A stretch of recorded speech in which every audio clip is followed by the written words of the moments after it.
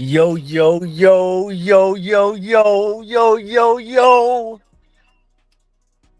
What up, what up, what up? It's Demetrius Bird with the PP. I've been waiting a long time to say that right there. Let me tell you. This is a special evening we have prepared for us today. Ladies and gentlemen, I would like to welcome you all to UCPF-TV. I'm your host, as always, your humble servant, but a mere voice for the voiceless among these parts. And this evening, as of course, interviewing the enemy, Ep.1, with a very, very, very special guest, ladies and gentlemen.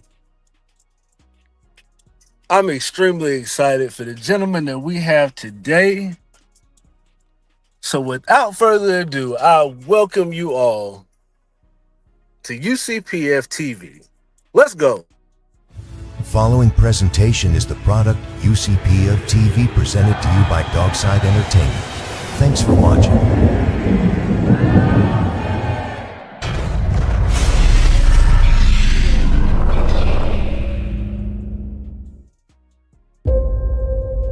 Now there's two sides to every story, Kenny. You always gotta remember that.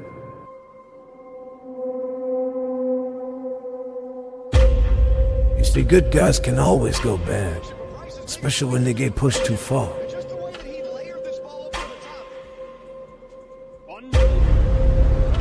They wanted this.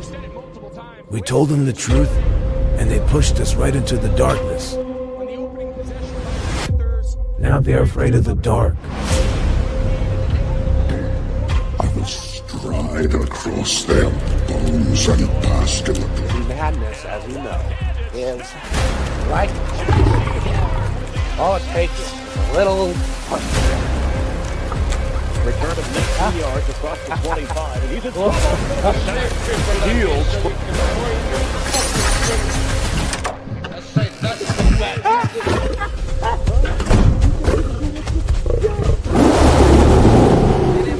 As I stand here alone, old, one man versus many. Oh, fear not.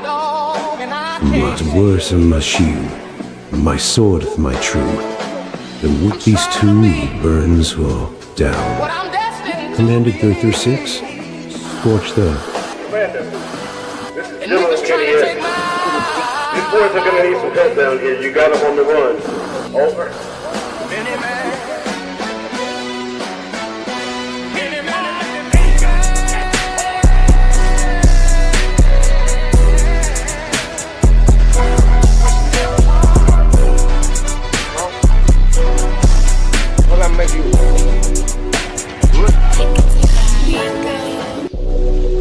If you guys will hold that, I'm getting reports that we have the commander himself on the line. Commander, are you with us?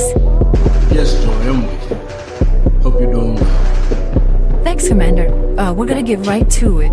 Could you tell us how we got here today? Why are you doing this? I am Commander 336, Commander-in-Chief of the UCPF, highest ranking member of the Dark Side Alliance. We have come to commandeer these areas. The takeover has already begun. This is only the beginning. This is for all you new people. I only have one rule.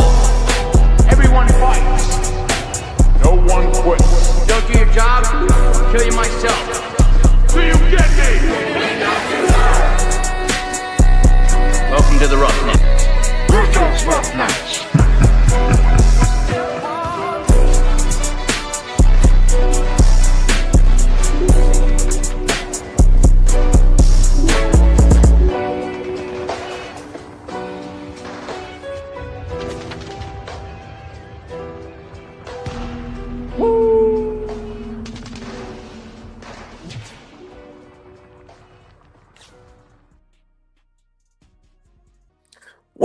Welcome again. UCPF TV, guys. with a very, very special guest this evening, Coach PPP. Everybody welcome Coach PPP to the stage. Greetings and salutations. Yeah. Yes, sir. Yes, sir. PPP, how are you doing this evening?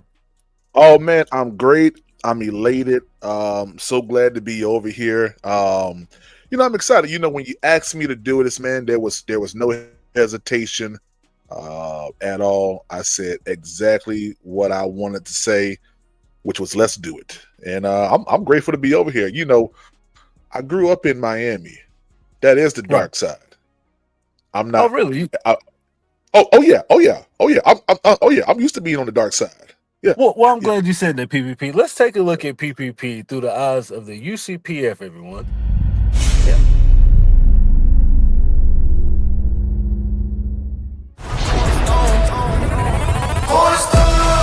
He the foundation of faith. Jesus tougher than nails. He took those in my place. Cornerstone, built all on His grace. No sin, no stain, not even a trace. Cornerstone.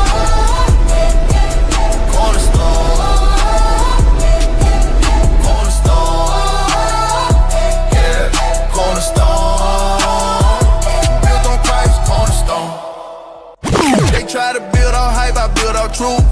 Ain't no gimmicks in the booth. This the living proof. Hold on, let me look it up real quick. Dude,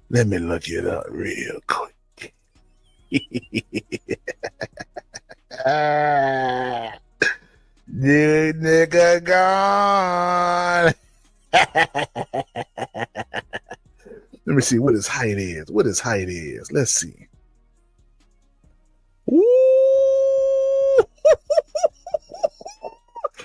They say 6'4" to 6'5". Yeah. Shout out to Leggett. Done lost his goddamn job to God dang. And if you're not producing here in Carolina, you gotta go. And the quarterback position did not produce this one at all. Overthrows. You're running out in the pocket, you're scrambling, you're throwing off platform, off kilter, and you overthrow people. You're not getting your feet set. Your footwork look horrible. You're throwing the ball from up on the center to the other team. You look like a rookie out there again. And Bryce Young, this is directly to you, Bryce Young. No disrespect, but you was trash on Sunday. He the foundation of faith. Jesus tougher than nails. He took those in my place. Cornerstone, built all on His grace. No sin, no stain, not even a trace. Cornerstone, cornerstone, cornerstone, cornerstone.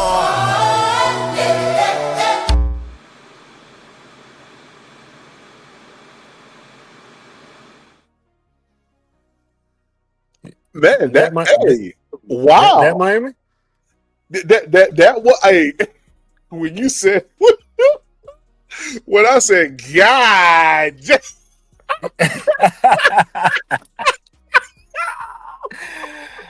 Man, listen. Hey, bro, this is some good production, man. Wow, bro, this is good, man. I appreciate it, PPP.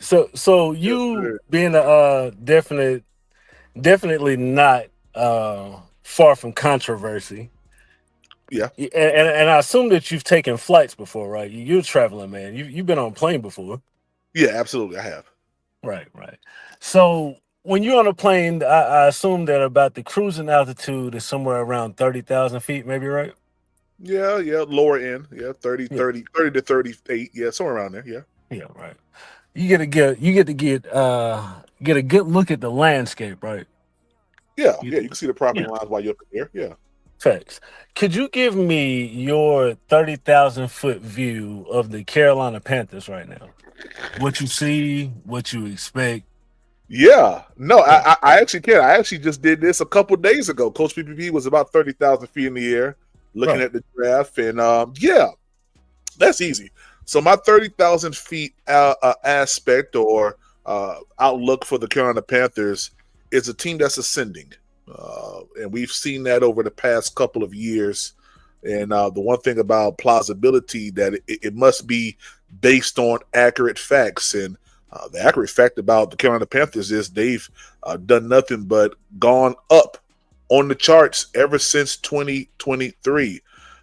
So my outlook for the Carolina Panthers is a very, very, I would say, very, very positive outlook on all fronts. That's offensive, defensive, and special teams. So I'm thoroughly excited about what I see from the Hawkeye view. Fantastic. Yeah. And does the same apply for the coaching staff and the new look that it's taking this year? Yeah, I mean, of course, you can only imagine that the Panthers are moving towards, betterment, I would say, on the coaching staff. You bring in a guy, Bevel, who, in my opinion, is someone that is used to a winning culture, albeit the past couple of teams he's been to hasn't really, done that. But his almanac or his resume shows that he can get the job done, and that he is a producer of quarterbacks, particularly downfield aggression, which is something that I believe Dan Morgan and Dave Canellis want to institute this year as a Carolina Panthers team. So I think Dave Canellis really giving the play calling abilities over to Brad Isaac was probably one of the most unselfish and very, very forward-thinking things that a head coach could do at this juncture. You're sitting at a place where you're kind of, I want to say, plateauing, and the only thing that you can do is either continue to keep doing what you're doing, which is plateauing, or give it up so that you can get a bird's eye view or that 30,000 view, foot view of what the team is, so that you can help all sides of the ball. Facts. And so when you consider on the offense, right, does the draft reinforce what you're saying? Yeah, it actually does. I always tell people that the draft is a reinforcer of things done in free agency. And of course, we all know that free agency it is not over until, I want to say, maybe after the trade deadline. And of course, if teams are going into the playoffs, they may start to look at some free agency acquisitions. But free agency is a year-round process. It is a Band-Aid in some cases, because these guys are only here for a specific time unless they're really, really well sought after. So I do believe that the draft enhances and adds to what we do in free agency to build this team up. That's a fact, especially when you take your first pick. And it seemed a little controversial to a lot of people with taking a tackle at 19. Yeah. How did you feel about that? Only because we kind of were speculating the option of a tackle or offensive lineman. We understand that he's hurt. There are a lot of questions at the tackle position, not necessarily only left, but also right tackle. So for me, of course, I wanted wide receiver. I felt like Omar Cooper was probably the best fit for us, given the type of talent that we already had here, along with his short hands. But an offensive tackle, one that puts up a wall, one that's aggressive at the point of contact, one that hasn't given up any sacks, is something that we definitely did need here in Carolina to give Bryce Young that next step up. I mean, if you protect the quarterback, you give the quarterback the ability to dissect and to be that elite status, which I think Bryce Young is and is capable of proving that he is, especially going into year 4. Oh yeah. Yeah, we're gonna get into that Bryce conversation. I had to rub it in a little bit. yeah. So Lee Hunter, D tackle. Yeah. What you thinking? Starter, rotation? I think that Lee Hunter is probably going to be a rotational piece at first, until he gets his footing. I think he'll still have to fight with the likes of a Turk Warren and also a Bobby Brown. And let's not forget, even though I know that he's a defensive tackle, he's more likely going to play zero at the nose. You also got Cam Jackson, who I believe can play at least across that 0 to about 3 tech position. So I mean, he has a lot of things that he has to kind of go up against. But if Lee Hunter can come in here and establish himself as a dominant 0 tech guy, at least a 0 to, in some cases 1 eye, to a 3 eyes. So I think he'll be in good rotation going forward. Maybe not a starter to start off with, but maybe being the starter towards mid to late part of the season. Yeah, that's a fact. I really like that pick, especially in the second round. I think he's going to Yeah. transition well. I do. Yeah. Third round up next, we got your favorite. Yeah. Your guy, PPP. Yeah. Yeah. Megatron. Yeah. I mean, what else can you say about this brother Chris? I mean, tall, box out type of guy, high catch point, big catch radius. Just an all around deep threat that the Panthers have been lacking. A big target that Bryce Young can see downfield. That's going to open up this playbook. Sure-handed. Good tape. Tulane and over at Tennessee. I mean, there's no route that this guy cannot run, which is actually beneficial. And to hear our head coach say, I was waiting for you. I wanted to get you. Just proves to me even more that Chris Brazzell is going to have a high role on this team. So I'm excited about Chris. Me too, PPP. I think he's a good guy. But for someone who would mention Terrace Marshall or Jonathan Mingo, Xavier Legette, in comparison to him, what would you say to that? Well, I would say this, and I always, even though my excitement level will warrant me to say Megatron, we haven't seen him yet on the field, and I believe that he is better than Terrence Marshall Jr. He is better than Jonathan Mingo, and if he can translate what we've seen in Tennessee to the NFL, I'm not afraid to say that he will be better than Xavier Legette. Even at the third position, a third wide receiver. So it's just a shorthandedness of him, the ability to run routes, big catch radius. I mean, all these intangibles that he has that makes him the wide receiver that can actually interchange between. Shoot, I'm gonna be totally honest with you. I mean, if he can translate to the NFL, he can play the 1, he can play the 2, he can play the 3. I mean, this brother can do it all. He can play outside, he can play interior, the slot. I mean, he can do it all. So I don't have a problem with saying that he's better than Legette at this moment. I do have to wait and see. Of course, NFL translations, do take time. But if he can come in here and be a day one factor, oh man, we got to steal in the third round, man. That's a fact. Now he did make a very interesting statement during one of the opening pressers. I'm gonna play this real quick. Tell me what you think. You're gonna be playing with Bryce Young. What are your thoughts on him? I went to Tennessee, so he went to Bama. So no shade, but I remember watching Bryce Young in 2022 when Tennessee beat Bryce Young. Bryce Young was balling though. Bryce Young a baller. He's probably the most underrated quarterback in the league. And oh my gosh, man! Let's drop another bomb for Chris, man. Let's drop another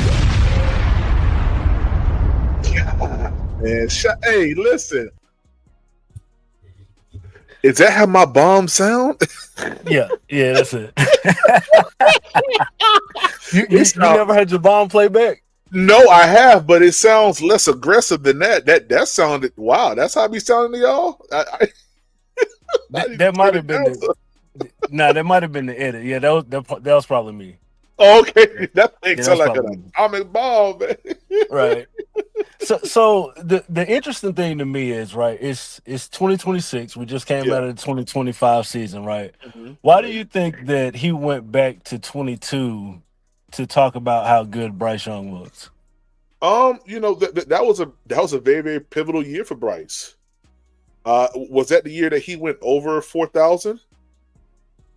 I believe it was, if I'm not I mistaken. believe it was in 22. I believe it Yeah, was. was that not his Heisman year?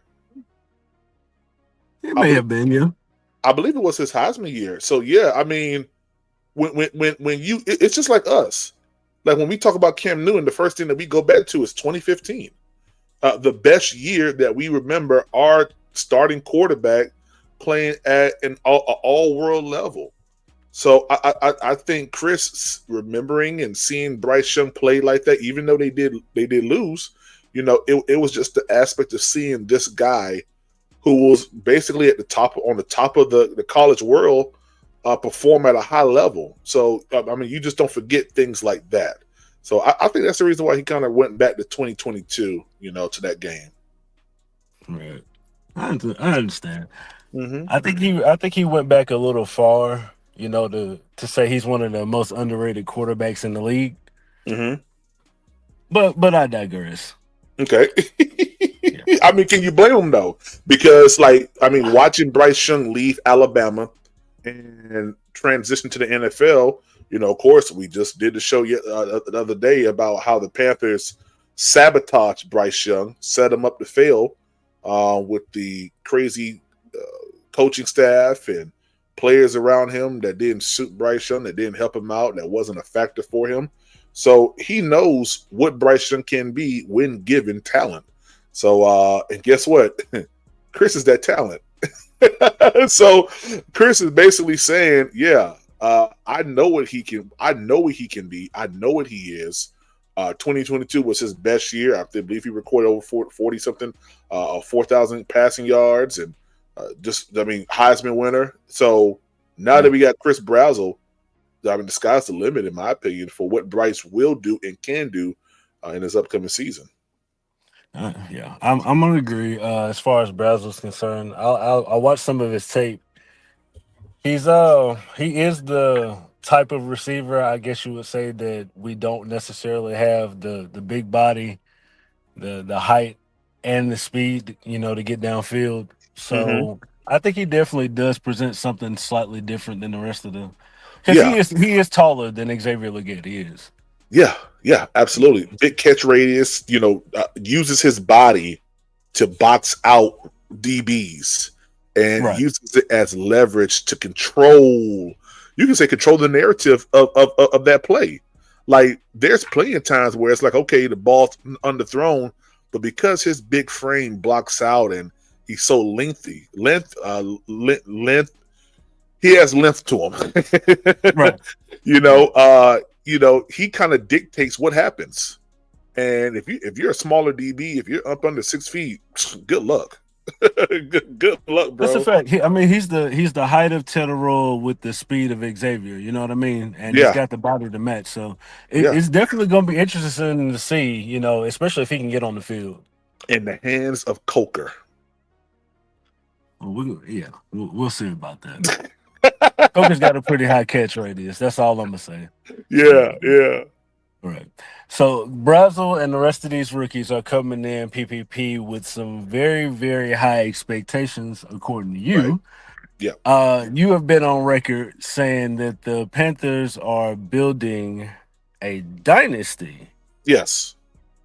And you quote dynasty in Carolina, right? Yeah. Yep. I use those words simultaneously together with one another. Yeah. Okay. All right. So, if you take a look at your screen, please. Yes, sir. We've defined the word dynasty. Mm-hmm. Team and individual that dominates their sport over an extended period of time. Yeah. Winning multiple championships within that short span.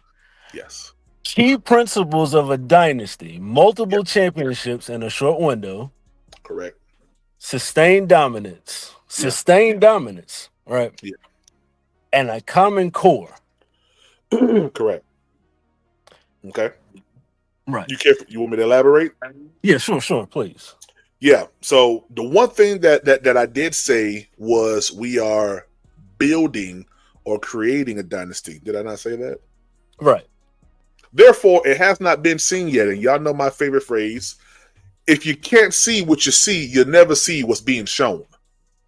So what I'm saying is, I can already see that the Carolina Panthers are going out here, and we kind of already do have a core. We have Ted, we have Coker, we have Bryce there. You know, we have the core defense, we have the core on the offense. We're adding pieces here and there, kind of like what Golden State Warriors kind of did.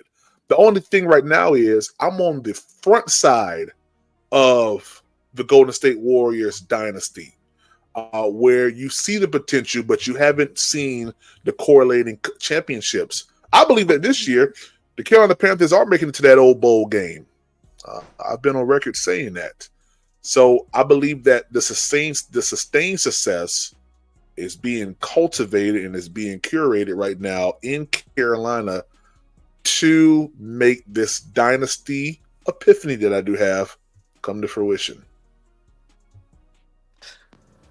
Well, ladies and gentlemen, there you have it. The words of PPP. The Panthers are building a, quote, dynasty. Yes. In Carolina. Yes. Yep.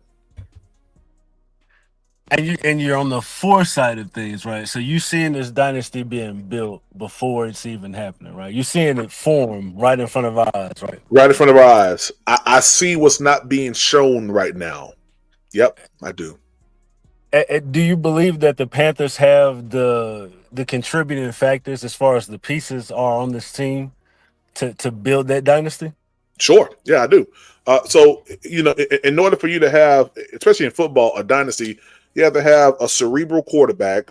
You also have to have a quarterback that can throw from the pocket, and also one that can make plays happen. Bryce Young can do all three of those.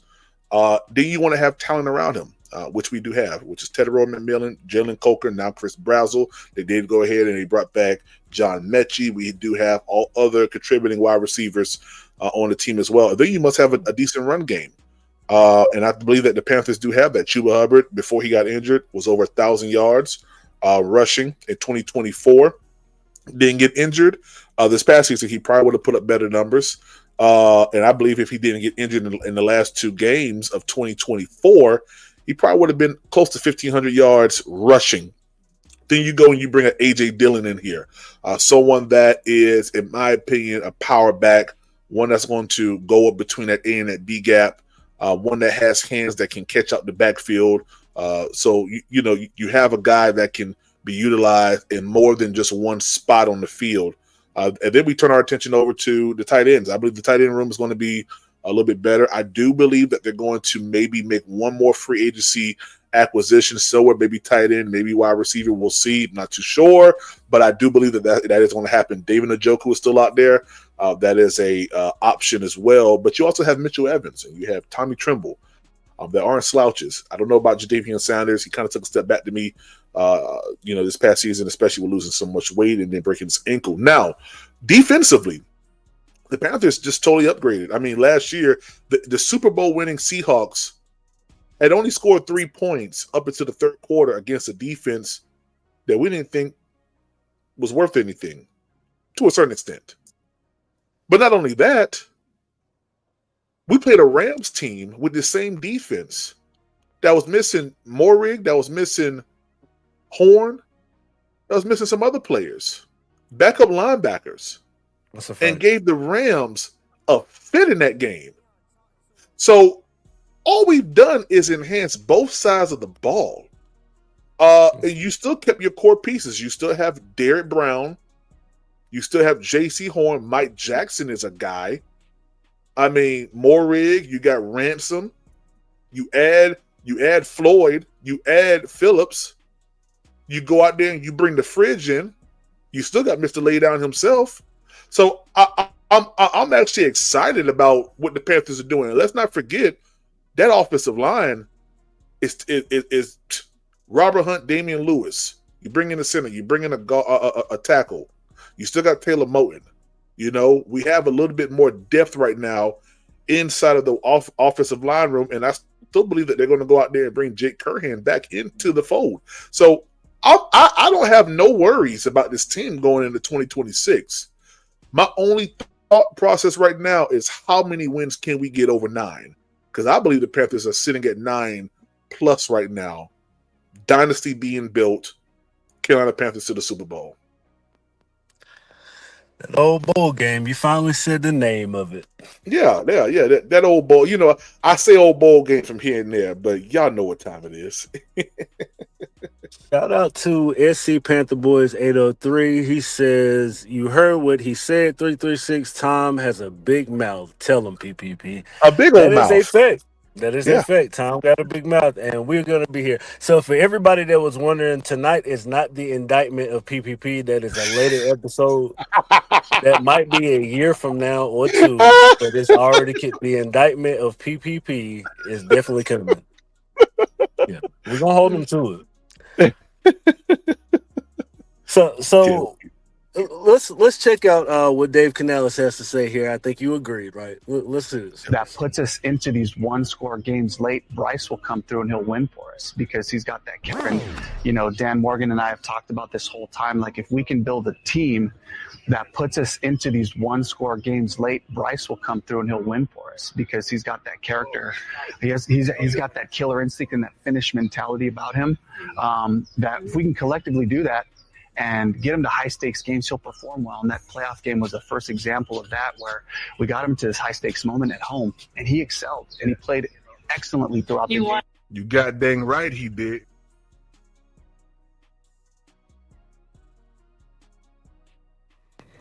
Very, very interesting.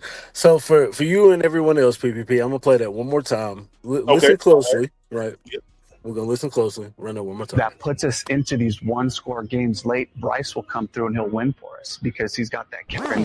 You know, Dan Morgan and I have talked about this whole time. Like, if we can build a team that puts us into these one-score games late, Bryce will come through and he'll win for us because he's got that character. He's got that killer instinct and that finish mentality about him. That if we can collectively do that and get him to high-stakes games, he'll perform well. And that playoff game was the first example of that, where we got him to this high-stakes moment at home, and he excelled, and he played excellently throughout the game. You got dang right he did.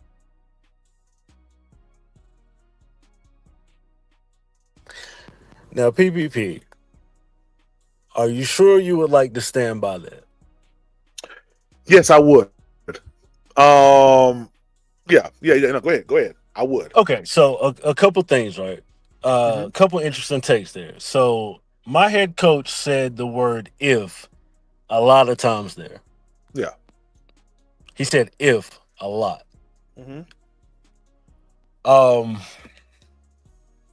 He also goes about saying that the Rams game in the playoffs was the first time that he's seen that.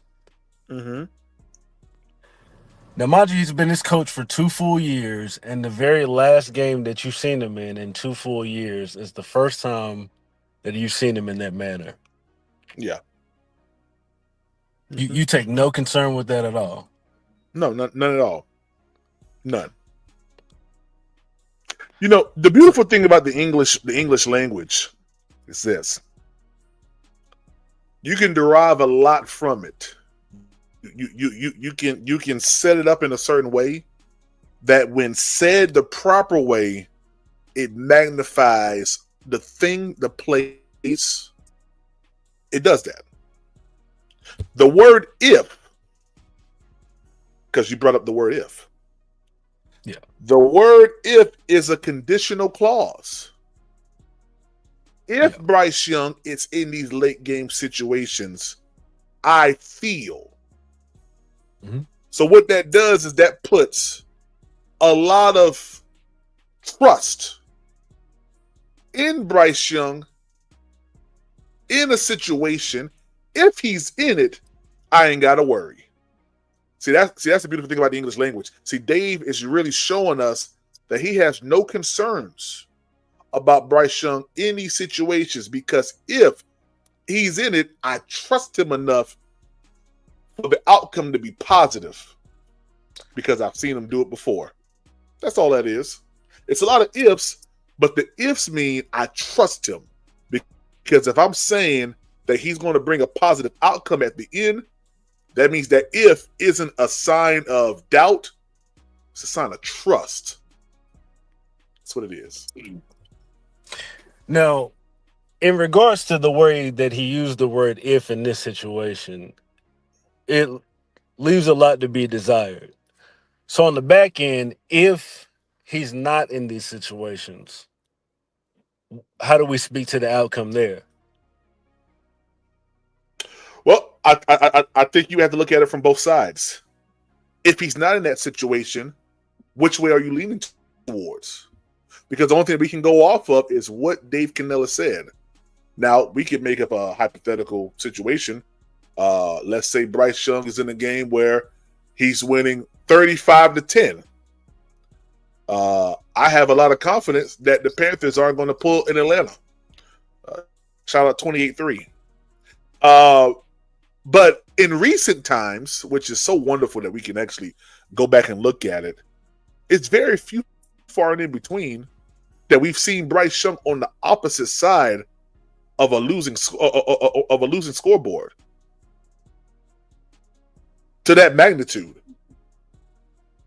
So a lot of our games have been very, very close.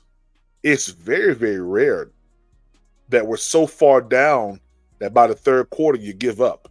That's 2024 early. This is a whole new Bryce. So it's very, very, very minute chance that we're going to see the swing of the Panthers being down and another team being so drastically up. It's very far few in between. So I understand what he's saying.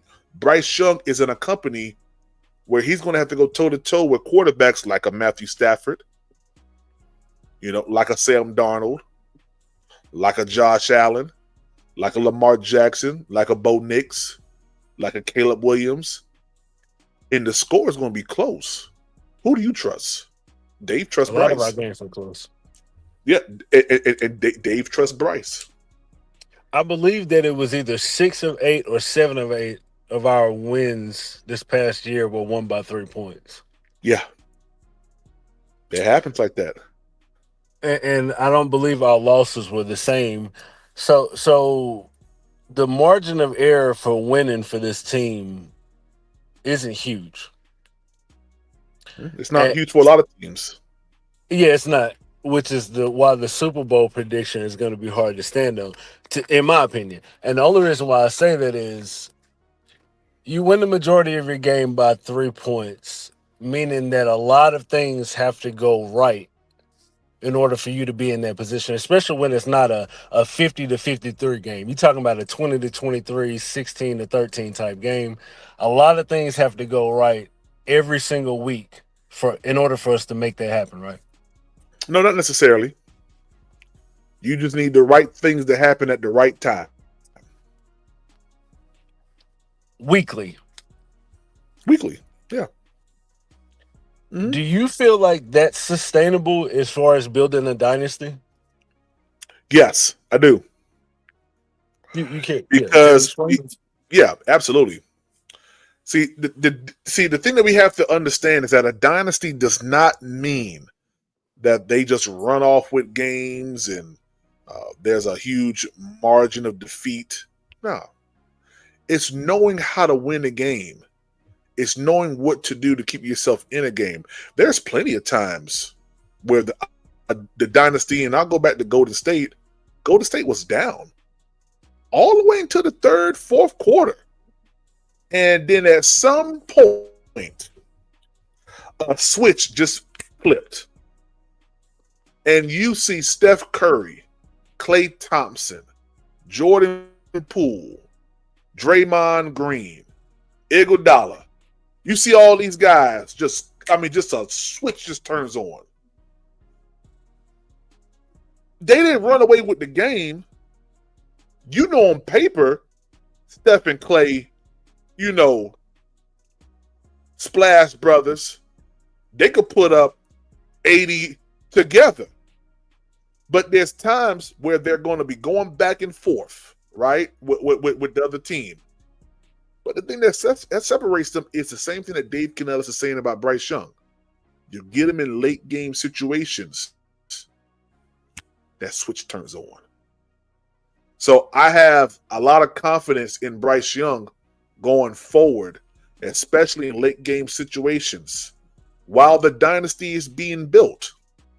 Hear me when I say this. While the dynasty is being built, that Bryce Young himself will show forth enough, what's the word I'm looking for? Enough clutchness that even if the Panthers are down that last minute, yeah, he'll put something together. And we've seen it, so it's plausible. So, yeah. So it happened all of 14 times. What a mighty stat that is. Yeah, and it's not a shot, right? It's just a reality. It's 14 times that it's happened over the course of 3 years, and we're going into year 4, and we're kind of rolling the dice on the same thing to me. And it's almost as if, to me, we're going to roll out the same or a similar iteration of what we saw last year. And I'm just trying to find out where's this core improvement? Unless you're saying that you're banking on the same iteration being better. Yeah. So of course, So you're looking at the growth. Yeah. So time has a big mouth. That's first and foremost. If you do anything last year, let's say for instance you are lifting weights. Last year you probably can only lift about 225, but you keep doing it. Same time next year, you may be lifting 350. What's the common denominator? You. But what have you been doing? Putting in work. So I believe that the Carolina Panthers are doing that same thing. They are moving towards a situation where they have the key components that they need. All that they're doing right now is putting in work. And if you put in enough work, you're going to see gains. You're going to see growth. And I can agree with you to a certain degree. I think there's a ceiling or a cap on how much an individual can actually grow inside of the NFL, especially when you're talking about a time limit, because these guys don't play football forever. You don't play football at a high level for an extremely long time. So you got a really short window in order to be great for the majority of players before injury or age just takes over, right? Well, how old is the oldest player on our offense? Who is it? Jansen? Yeah. And that's not really on the offense. The special teams. Right. So our excuse me. So our offense is relatively young. Excuse me. Bryce Young being what, 24 years old? Mm-hmm. I mean, so going into year 4, yeah, 26 years old. That's kind of around the time, PPP, where you want to know what you have in a player and not necessarily guessing, but on the if train about things. Like at a certain point in time, especially around year 4, when you're starting to talk extension and the future of the team, it gets around to a point where it's like, all right, I need to know what my main guy is, like the guy that's going to get the money, the big bag. He gets all the accolade and all the praise, and you want to know what that guy is for sure. Do you feel like at this point in time, Bryce hasn't hit a ceiling, and that he can continue to grow? Oh yeah, he has not hit his ceiling. He has not. Bryce Young has not hit his ceiling. When you watch Bryce in college, there was a level of elusiveness, a level of excitement, a level of cerebralness, if that's even a word, that Bryce Young possessed. And the wonderful thing about this is, I don't have to lie. Dan Morgan said it himself. He was not set up properly to succeed year 1. And anytime you come into something new, just like if you get a new job, if you get a new, anything new, there's a testing period. I believe that Bryce Young has came out the testing period. You see him more, what's the word I'm looking for? More willing to take risk. more willing to do the things that we saw back in Alabama. So when we talk about Bryce Young, I don't believe that he's even reached the midway point of what he was or what he can be. I think we're getting ready to see that now. Now that he has a team, now that he has 4 years in, now that Bryce Young, remember now, I know people are going to say, well, we knew Cam Newton was Cam Newton because he threw 4,000 yards year one. Okay. And he had a pretty decent team around him. Bryce Young has a pretty decent team right now. And I know, contrary to popular belief, if you believe that the ceiling is here, keep watching. Because time got a big mouth. That's all I'm going to say. 448, baby.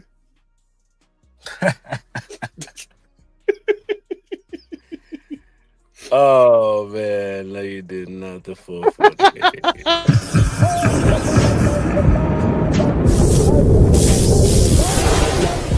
You know what time it is. Let's go. And not only has he lived through the anguish, the detestable things that he said about him, but he's proven to those people that are not only at his size can he play in the NFL, but he can thrive. You shut your mouth, you know, listen. Bryce Young can thrive in the NFL. Should not this man be control Nazareth. Up there the covenant and make Babylon fret. But up this every seal and make Babylon fret. Them this little lion and a judgment ditch. Go ask the whole of them. Oh yes, we bless. Can't sleep at night, them all a worry and fret. The lion them want to disrespect. Them don't get the warning. This is the threat. Nice and Malaka, what I know. Oh. Ladies and gentlemen, I apologize. When we get to the sad sob stories about Bryce, I just got to take a break. Okay. Now, the last image, PPP, about the last image. Yeah. I saw that one late with the Celtics losing. Right? Yeah. I saw that about 3 weeks later. I said, this dude I better know, be glad I know. did You not never, see them. I know you didn't respond to. I'm over here minding my business, bro. Seeing that weeks later. You know I be taking jabs at you, man. Yeah. Very, very, very accustomed to controversy. So, PPP, you quote said thrive. You believe that Bryce Young has shown you to this point that he can thrive. Thrive in the NFL.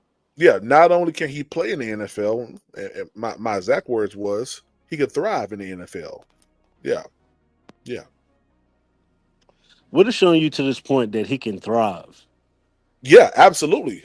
This is a wonderful question. I believe that Bryce Young shows the very cerebral ability, as shown right here, the ability to utilize his legs. I deemed him last year a dual threat quarterback, and I was ridiculed for it on a wonderful podcast, First Name Black Cat. Those wonderful guys over there. But there's nothing that would indicate that was a false statement.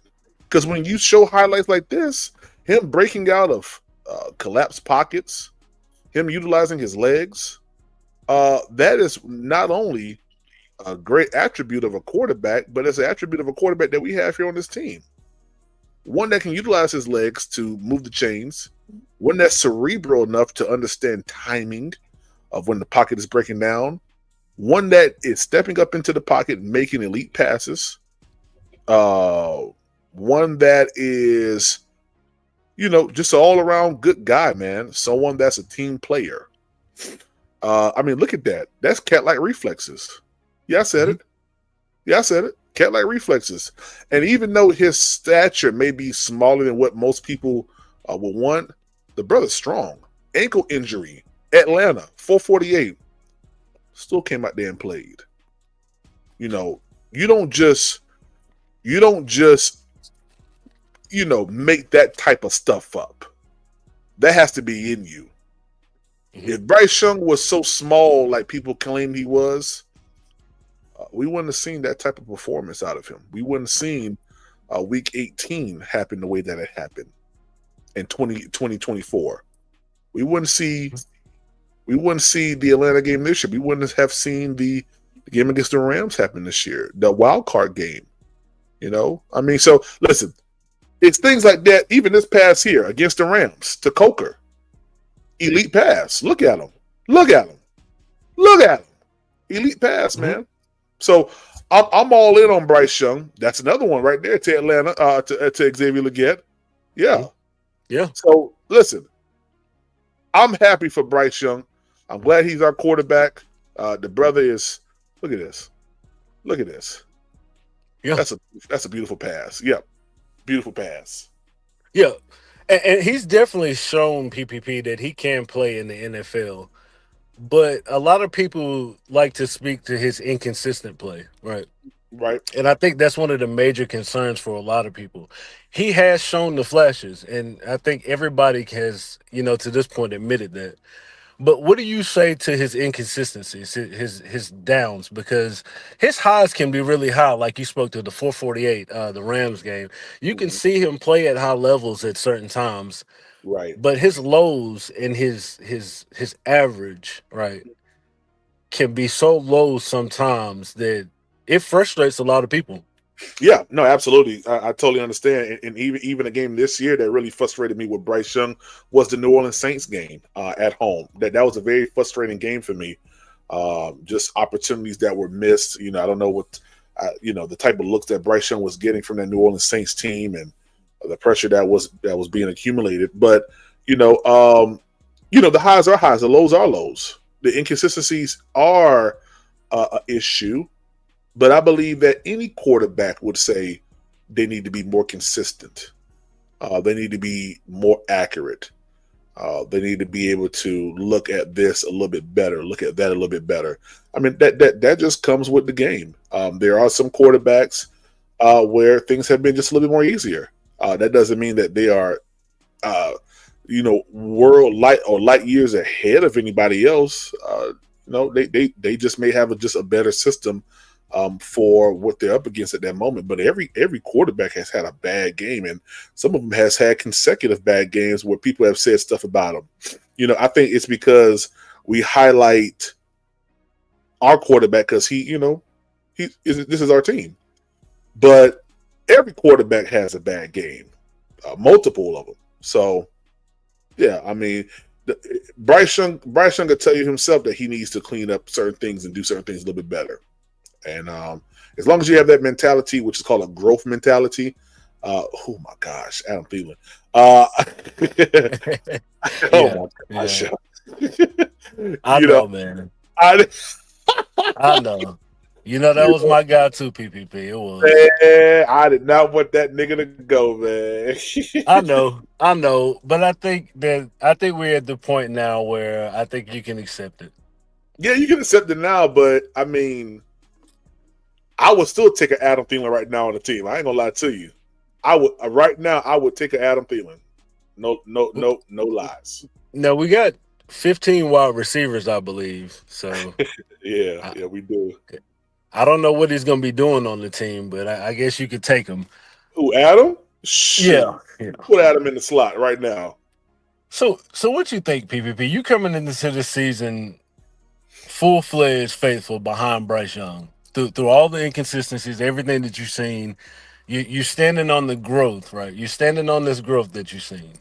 Yeah, I am. Of course, I always tell you guys, just like I said last year off season, but before the season started last year, that I was going to be watching Bryce Young and critiquing him a lot more, stronger than what I've done in the past 2 years, because that was his third year in the NFL, second year up on the Canales. So, I was expecting, growth. And even this year, like, I'm going to be even more stricter with Bryce because that warrants that. After 4 years, we should see a streamline of things. And I believe that, he's already probably one of the smarter quarterbacks out there. There's a lot of plays that if he was like a Jameis Winston, the interception ratio would have been a whole lot higher than what it is. But because Bryce Young is a pretty cerebral person, pre-snap, that cut down on a lot of that. But I think he'll be better than what he did last year. That's why my record prediction for the Carolina Panthers is sitting at 9+ wins at the current moment. 9+ wins. 9+ wins. Yep, 9+ wins. And you've seen the schedule. I have. You looked at the opponents. Mm-hmm. We know that we have 9 home games this year, so that's definitely in the team's favor because they do play well at home, right? Yep. So are you expecting to win 9 home games? That's the goal. Of course, you can never say, to whatever magnitude they're going to win or what games they're going to win. I mean, we lost to the Saints at home. Right. We so, I mean, completely unexpected. Completely, yeah. I mean, we win that game. We're sitting at 9 wins, 9-8 on the season. So I think this year we got the Broncos coming in town, we got the Ravens coming in town, Seahawks coming in town. We got some pretty tough home games, some real elite teams that are coming in. Can we defend our dirt? I think that's going to be the whole thing this year. Can we defend? People are going to be writing us off. Vegas is going to be writing us off and everything like that. Even with the Ravens ain't make the playoffs. I don't think they made the playoffs this year, but they're going to be. Did they make the playoffs this year? The Ravens, I don't quite remember. I don't know. Maybe they did. I don't remember. Yeah, I don't remember. But teams are going. They're still a formidable, opponent. Yeah, they are. I mean, but they've had a coaching change. They have, and the philosophy is different now. In it's different with the Steelers. We got to play them this year up in Pittsburgh. The philosophy is different now. It's no longer Mike Tomlin's team. So, I'm eager to see what people will kind of rank us or what Vegas will rank us going into these games. But I got full confidence in this team to go anywhere and to play anybody right now. Last time I checked, I believe Vegas had somewhere around 7 to 9 wins, anywhere between there. I think it's 7 and 8, somewhere in there. Okay. So, yeah, I mean that's they're definitely not on our side as usual. I don't think you would expect anything less. Yeah, right. So quick, let's take a look at the NFC South. How you feeling? How you feeling about the NFC South? I know you got us winning, but as far as the opponents, New Orleans Saints got some new toys. How you feeling? Yeah, I mean, as far as New Orleans Saints, I won't call him formidable, but he did surprise a lot of people. Tyler Shaw, he surprised a lot of people. Big playability, ability to deliver the ball downfield, has great vision, very very elusive, and that offense only has gotten better since last year. So the New Orleans Saints is actually my number 2 team in the NFC South. That we will be, fighting against for the number 1 spot. I do think the 2 teams that are going to take a step back is Atlanta and Tampa Bay. Atlanta, just with the whole Stefanski thing, trying to figure out Tua, don't know what's going on with James Pierce. It just seems like a lot of waste, has happened with that team. But I think that they may, surprise people. The one thing that I think is going to be like very, very disappointing this year is going to be the Bucks. I think this is Todd Bowles' last year. I think that was a nice pass. Todd Bowles' last year. I believe he's going to be fired mid-season. Baker's going to want out. So be a lot of speculations on his future in Tampa Bay. Tampa Bay Buccaneers are going to be totally different than what people believe or have believed them to be. So I got the Panthers winning the South. I got New Orleans at number 2. Tampa Bay, even though with all the craziness, that's still a pretty decent team. And then Atlanta at number 4 in the division. Panthers, Saints, Bucks, and Falcons. Yep. Interesting lineup. I know a lot of people are going to have something to say about that, but, we'll see where that goes. Yep. So I think your most interesting take of all PPP is the Super Bowl win. How do you have us, or did you say we're winning the Super Bowl or going to the Super Bowl? Hey, if we did, we might as well win it, right? Right. So just tell me, like, what's got you Super Bowl winning, like past NFC South, past NFC Championship, Super Bowl champion Carolina, our first Super Bowl championship. Yeah, think about this. We get a stop on defense. We get the interception by Nick Scott. You know, we're having a home game, probably against the Bears. Or maybe Seattle come, or maybe we got to go up to Seattle. We played them pretty good. I don't know how we would have did going up to Lumen Field, but with the 12. But one or two things are going to happen. We was going to either play the Bears, or we was going to have to play Seattle. I think we would have had a shot with the Bears here in Carolina. I mean, we were one possession away from beating the Rams in a wild card game. A game in which we was widely seen as a double-digit underdog. So to go toe-to-toe with the Rams in a playoff game, one that we haven't been in as far as Bryce Young's career, and for him to perform the way that he performed, I don't think the spotlight is too big. That goes back to that if factor. If Bryce Young is in the situation, I trust him enough to perform well. And, minus that last drive in which, we didn't have a pretty good showing. Bryce Young did miss someone wide open. And I understand it's a pressure situation. Jimmy Horn dropping the ball and that kind of being it right there for the playoffs. But just the fact that it wasn't over until like fourth quarter, 40 seconds left or however many seconds left in the game should speak volumes to what I'm saying and to what a lot of people who believe the Carolina Panthers can go far are saying. Like, we're not a pushover team. We're going to play you. We're going to be smash mouth and get ready for it. All right, real quick, PPP. Let's talk position rooms, right? What do you think about this? About our running back room? How you feeling about the running back room? Feeling good. Chuba Hubbard is healthy. He's ready. He's the leader of that running back room. AJ Dillon, from what I've seen, his offseason tape has been looking very, very energized, has really taken a liking to the city of Charlotte a lot. And really, I mean, he really feels like a homer. And when you get that type of intriguing happening with players, that only makes them want to play more, want to play harder. Of course, Jonathan Brooks is looking like he's getting ready to emerge as a guy who we thought he was going to be. And if he's even 85 to 90% of what he was, we have a great running back room. Okay, offensive line. New additions, a lot of new additions. I'm loving the center. I think he's going to take a starting role at some point in time this year, PPP. Much needed over Austin Corbett.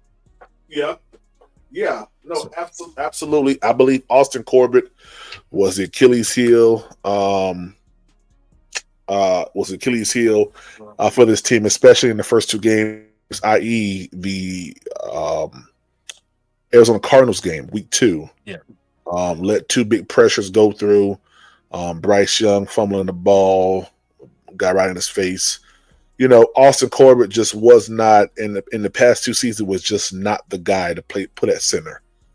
Cade Mays was the clear-cut winner both years, and once we saw him come into that position, we saw the production happening in an increased value. So much so that the very next game after that, Atlanta, we put up 30 points on Atlanta to 0. So. Yeah, I don't have no doubt in my mind that this this is preseason. Ooh, I have no doubt in my mind. I need to go back and watch that game. There's no doubt in my mind that the offensive line, especially with I think his name is not Harold Goodwin, but I can't remember the other guy's name. The older white gentleman that's the offensive line coach. He has these guys playing phenomenal football, man. So I'm excited about it. I mean, even with the rotations, PPP, the backup still held strong. It was really good to see. It was. I know Campen did the same thing, but I think our new offensive line coach is coming and taking these guys to the next level. It's like Yeah. he's really got an eye for talent. And when I know you saw it too last year when we saw like Kate Mays and those guys going up to the second and third level, like getting Right. blocks. I was Mm-hmm. like, these guys, like they look hungrier than what I Yeah. seen them in the past. Yeah. We didn't see centers and guards getting up blocking DBs and it was good work. It really was. It was really good It really work. It was good to was. see. It was good Mm-hmm. to see. Yeah. Wide receiver, tight end. Let's put them together. How you feeling? Wide receivers, tight end. I'm feeling good, man. I think Chris Brazel is going to be that X factor along with Coker and my guy John Mechie. Of course, Ted is going to be Ted. He's just going to be on a level all by himself. But I'm feeling good about this wide receiver room. I believe Starting that tight end. starting tight end. Oh man, if we bring one in, it'll be David Njoku, who I'm thinking. But as of right now, it has to be Tommy Trimble, Mitchell Evans / JT Sanders. I think JT Sanders is a shell of himself. He hasn't really been productive, and I think the wave or the future is definitely Mitchell Evans, in my opinion. I think they may have clipped the stream. Stop lying. Oh no, seriously. It still says live. Can I bring it back up? It says stream unavailable. Oh, they clipped it, bro. I can't bring it back up, can I? Now you got to start a whole new thing. Yeah. Okay. Damn it. Okay. Yeah, you got to go into your studio and see if they. Sometimes that happens when you're playing content like that. That's why it's good to like keep like our icons up, so it shows it in the background, but it can't. It's not showing everything. You feel me? Yep. Nah, it's cool. Yeah, you have to start a whole new live stream. Okay. This is crazy. Yeah. All right. Just shoot me the link. Wait, are you gonna redo it right now?